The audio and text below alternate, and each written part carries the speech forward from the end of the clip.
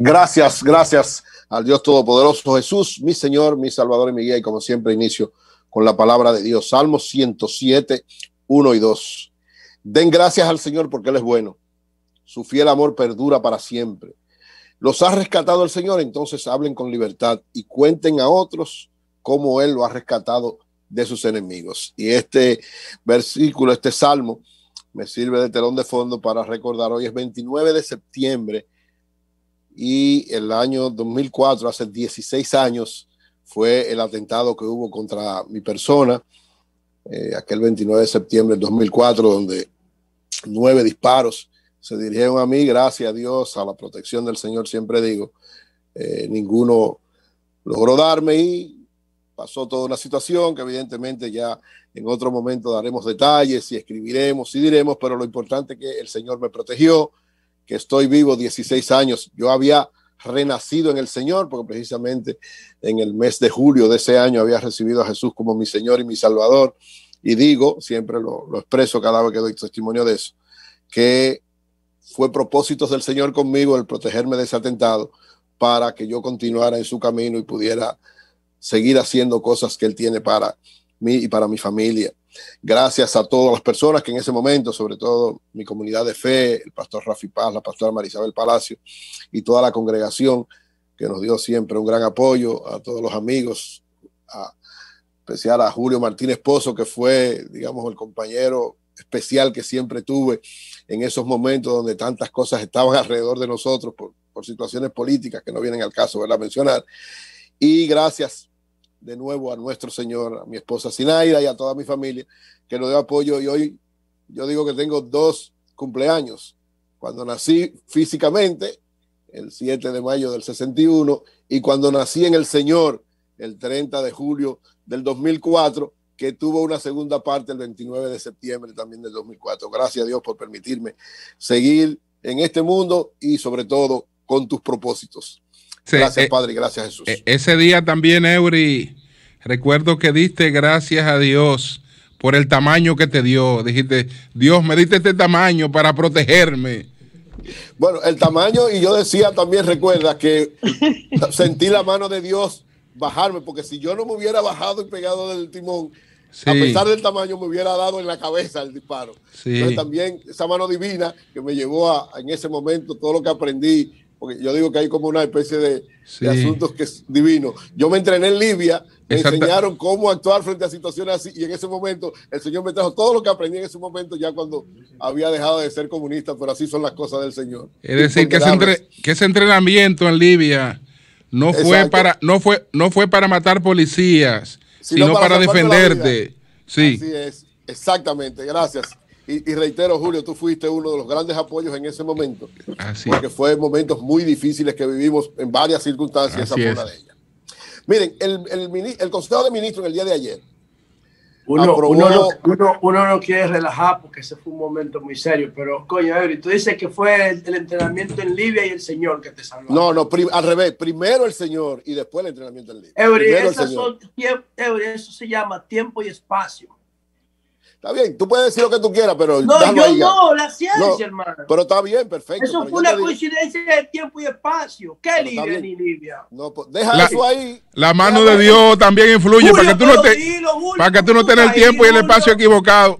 Sí. Tiempo y espacio que no se juntaron, hermano. No, lo fundamental fue la mano de Dios y Dios. Sí. Eso fue lo fundamental. Bueno, pues adelante, Eury.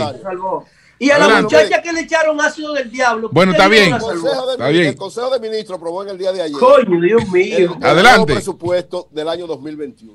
O no aprobó. Informó que va a someterlo.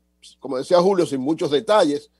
Tampoco me explico por qué, pero bueno, ya lo sabremos. Sabremos los detalles específicos porque, según la ley, tienen que presentarlo el 1 de octubre con todos los detalles que implica y con toda la información precisa. Llama la atención, lo primero es que un presupuesto de, según la cifra, 1 billón, que es la forma en como nosotros manejamos esta cifra de acuerdo al concepto europeo, que para nosotros un billón es 1 millón de millones. Para los Estados Unidos son 1.000 millones de pesos. O sea, son 2 conceptos, pero en el fondo es la misma cifra manejada con 2 conceptos diferentes. Nosotros manejamos el concepto de 1 billón. Entonces, ¿qué tiene de importante esto? Vamos a esperar que los detalles, porque no tenemos los detalles precisos. Pero el ministro de Hacienda dice que hay algunas cosas que se pueden plantear. Lo primero es que los ingresos están alrededor de 741.000 millones, un ingreso bastante significativo. Lógicamente, ahí habrá, suponemos, vamos a esperar a ver qué pasa, deberán estar incluidos el propiciar algunos préstamos internacionales, que es lógico que el gobierno tenga que buscarlo, es lógico. ¿Por qué? Por la situación de la pandemia, por la situación de que ahora mismo la economía está todavía en una situación muy difícil y que esa es la ruta que han tomado todas las economías del mundo prácticamente. Y lo otro, plantea un gasto de 891.000 millones, que también es un gasto bastante importante. Vamos a ver, siempre prometió, sobre todo el ministro de Economía del actual gobierno, mi profesor Miguel Seara, siempre dijo que lo fundamental en el presupuesto, cuando criticaba el presupuesto de los gobiernos del Partido de la Liberación Dominicana, es tener la calidad en el gasto. Vamos a analizar el gasto de este presupuesto cuando se ha presentado de manera descodificada, de manera por partidas, porque evidentemente que este planteamiento tiene que concretarse en este presupuesto. Muchos dirán, bueno, el problema de Eury es que estamos en una situación de crisis, o sea, no importa cuál sea la situación, la orientación debe ser la misma para cualquier momento. Calidad en el gasto. Es decir, si hubo una serie de gastos innecesarios que se criticaban en el gobierno anterior, entonces este tiene que por lo menos trazar una ruta diferente. Dijo también el ministro de Hacienda que se le va a dar, habrán ministerios especializados, protegidos o cuidados, resguardados. El Ministerio de Educación, que se va a garantizar el 4% del PIB, el Ministerio de Salud Pública y el Ministerio de Obras Públicas. No dice nada nuevo, porque evidentemente todos los otros gobiernos exactamente actuaban de la misma manera en ese aspecto. Salud, educación educación y obras públicas son los tres ministerios. Por favor, el porcentaje destinado a salud. A salud no han planteado, no tengo la información de cuánto. Dijo que iba a ser prestigiado el 4% del PIB para la educación porque es por ley. Exacto. En el caso de salud y obras públicas, lo que plantearon es que van a ser prestigiados, cuidados y favorecidos. Lo que la ley plantea en el que habrá un aumento significativo, por lo menos en el caso de salud, es lo que uno espera, ¿verdad? Sí. Partiendo de los retos y de cómo la pandemia ha evidenciado esa carencia histórica en ese sector. Lo que la ley plantea con relación a educación es una banda. Si sube el PIB, sube el presupuesto, como ha ocurrido desde el 2008 para acá. Después del 2012, el presupuesto de educación nunca se ha contraído porque nunca hemos dejado de crecer. Así es. Ahora, lo que va a pasar con el presupuesto de educación es que va a disminuir. Correcto. Porque va a disminuir el PIB y el 4% con relación al PIB. Claro, eso es lo que él dijo. Y si Jochi Vicente dice que lo van a proteger, entonces esa protección indica que van a hacer un estimado de los costos de los gastos de educación y se lo van a garantizar independientemente de la disminución del PIB, que no la sabemos todavía. No, pero no fue eso lo que él dijo. Oye lo que él dijo. ¿Qué es lo que él dice? Por lo menos lo que él informó. Que van a garantizar que se dará cumplimiento al 4% del PIB. Eso quiere decir que va a ser menor. Claro, que va a ser menor. Ahora, claro, si los gastos de educación son menores, tendrán que tú no compensar. tienes que proteger educación si tú cumples la ley. Correcto, si tú la vas a proteger es porque tú vas a garantizar sus ingresos, su presupuesto, independientemente de que baje el PIB. No, lo que dijeron que van a proteger, él dijo, parece que tú no escuchaste bien el momento que yo planteé, él dijo, vamos a garantizar el 4% del PIB y habrán ministerios favorecidos, entonces mencionó a salud pública y obras públicas. Pero a garantizar que Eury, si lo que va a pasar es que se va a disminuir. Bueno, ellos lo dijeron, por eso te digo, hay que esperar que presenten. No, lo que yo te quiero decir es que el concepto garantizar solo aplica, vamos a suponer que educación gaste 100, te presupuestó 100 este año, pero por la caída del PIB solo le tocan 96. Entonces lo que está diciendo Jochi Vicente, entiendo yo, es independientemente de que el 4% en este año no cubra los gastos educativos, nosotros lo vamos a proteger dándole en lo que falte. ¿Me explico? No, bueno, eso lo planteó en el sentido general, sobre todo para educación, para salud y obra pública. No lo planteó así para educación, porque supongo Vamos a esperar que llegue el presupuesto, pero lo que supongo es que con el 4% del PIB de educación se cumplen las metas que tiene educación. Eso es lo que parece que él dijo. Vamos a esperar, ya si es lo que tú planteas, lo decodificaremos cuando presenten las partidas. Porque él dijo, él separó las dos cosas. Él dijo, vamos a garantizar el 4% del PIB de educación y vamos a proteger otros sectores como es salud pública y obras públicas. No, porque el 4% no depende de él, eso es una ley. Ahora, lo que nosotros sabemos ya es que si el PIB se cae un 10%, los ingresos educativos se caen en un 10%. Exacto. Entonces, eso ahí supongo, la lógica. Entonces, ahí si entra la protección, es que le van a cumplir educación con lo que necesita, independientemente de la caída del PIB, ¿verdad? Si fuera así, o sea, si el 4% no da para las cosas que tiene, lo trabajarán porque esa es su prioridad también. Igual que salud, igual que obras públicas. Entonces, lo importante es que hay que esperar al jueves, cuando presenten ya el proyecto, porque hasta ahora son cosas genéricas que no tienen, o sea, no se pueden hacer análisis específicos más que de esas orientaciones generales que dan.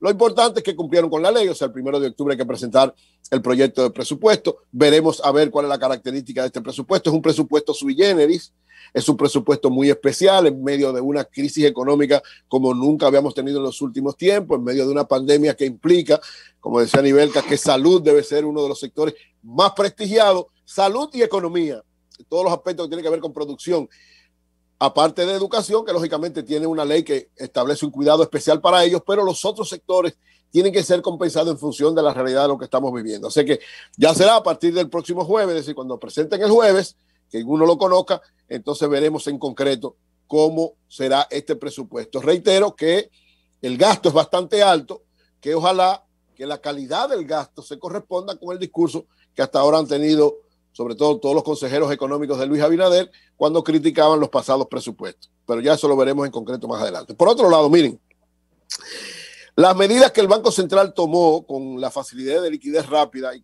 que yo había estado planteando que debería darse la canalización de manera rápida, ha logrado en un primer momento efectos sumamente importantes. Según el Banco Central, más de 33,000 empresas y hogares se han favorecido de esa liberación del encaje legal y de esa facilidad que le dieron a los bancos para poder prestar ese dinero en tasas muy buenas, ya sea para préstamos nuevos, ya sea para consolidar sus deudas, ya sea para reestructurar sus deudas o para diversas situaciones especiales que se presentan tanto a las pymes sobre todo y a los hogares. De acuerdo al Banco Central, se ha prestado a una tasa de alrededor de un 3%, que es una tasa demasiado buena, 3%. En este mes, alrededor se han prestado 25,800 millones de pesos, de los cuales la mitad, es decir, alrededor de 14,000 millones, han sido destinados a MIPYMES y a hogares.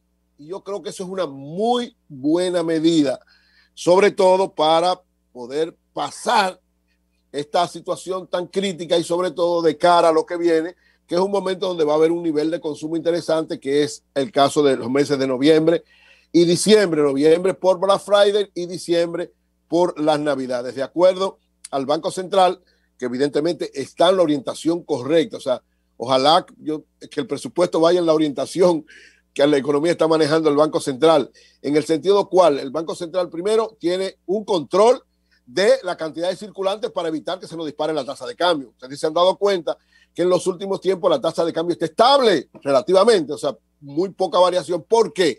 Porque el Banco Central tomó una medida, yo comentaba eso en el mes de julio-agosto, cuando ellos tomaron esa medida, que fue prever lo que llaman ellos los repos, que es un préstamo sobre todo a quienes van a buscar mercancías en el exterior para las grandes demandas que deberían tener, o las más, no grandes, no serán tan grandes, pero bueno, más demandas que tendrán en los meses de noviembre y diciembre para evitar que la tasa de cambio se vaya de la mano. ¿Qué hicieron ellos? Esos repos o esos préstamos a esos sectores lo adelantaron en el tiempo, lo pusieron mucho antes de que se diera el momento donde se producía tradicionalmente la mayor subida de la tasa de cambio, que eran los meses de septiembre, finales de septiembre, mes de septiembre y principio de octubre.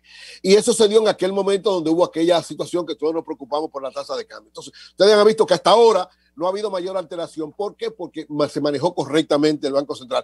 Lo mismo que con estos préstamos, esta facilidad de liquidez rápida, óiganlo bien, facilidad de liquidez rápida es que es rápido prestar. sin muchas complicaciones. ¿Por qué? Porque lo fundamental es que las pymes tengan algunas facilidades para enfrentar su situación y los hogares también. Entonces, gracias a esa orientación clara del Banco Central, hemos logrado eso. Alrededor de 33,000 empresas y hogares que han accedido a esa facilidad. El banco también dice que de esos fondos, 7,000 millones se han prestado al sector exportador, que ha sido uno de los más dinámicos en medio de la crisis, que alrededor de 15,000 millones han sido prestados, facilidades prestadas a alrededor de 18,927 hogares, y que alrededor de 11,500 pymes han recibido préstamos. Esto es una información interesante, buena, que ojalá, yo reitero, porque ya, según la información que tengo de algunos bancos, la cantidad de dinero que tenían disponible para ese tipo de préstamos con estas facilidades ya prácticamente ha sido cubierta, ya no hay más recursos. Creo que tanto en el Banco de Reservas como en el Banco Popular y en el BHD, que son los tres intermediarios financieros con más fuerza, han agotado por lo menos esto de la facilidad de liquidez rápida. Ojalá el Banco Central pudiera pensar en una nueva liberación en este aspecto, una nueva cantidad de recursos. Yo digo, para las pymes deberían darse, se le dieron alrededor, ¿verdad?, de unos 10,000 millones, ojalá pudieran darse entre 10,000, 15,000 millones más para finalizar el año y empezar el año siguiente con mucho mayores facilidades, sobre todo por los costos fijos que tienen y por las decisiones que van a tener que tomar, sobre todo con empleomanía. Así que el Banco Central ve con muchas posibilidades buenas el retornar a una senda de crecimiento sostenible en el tiempo. Es decir, este año no va a haber crecimiento, va a haber un decrecimiento significativo, pero en la medida en que como manejemos esta última parte del año, podría el primer semestre o el segundo trimestre del año próximo empezar ciertos niveles de crecimiento. Ojalá que se sigan tomando medidas como esta, que el próximo presupuesto vaya también en esa orientación, que se revitalice la economía, que se revitalice el turismo y una serie de elementos importantes para, como dice el Banco Central, retomar la senda del crecimiento lo más pronto posible.